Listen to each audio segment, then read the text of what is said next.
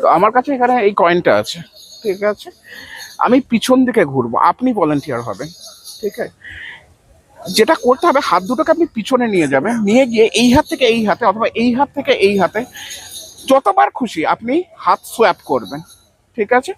এবং লাস্টে যখন হয়ে যাবে ফাইনালি, দুটো হাতকেই মোটামুটি একইভাবে রেখে সামনের দিকে এইভাবে রাখবেন এবং বলবেন যে ইউ আর ডান। আপনি ইনফ্যাক্ট সামনেটায় চলে আসুন,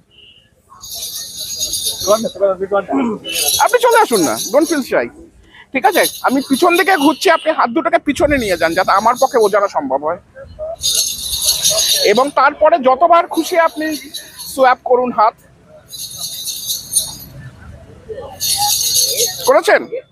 হয়ে গেছে। এবং দুটো হাতকে আপনি সামনে নিয়ে আসুন, যার মানে এখানেও থাকতে পারে বা এখানেও থাকতে পারে। যদি কোনোভাবে আপনার এই হাতে থাকে তাহলে মনে মনে জাস্ট ভাবতে থাকুন পিজা পিজা পিজা পিজা।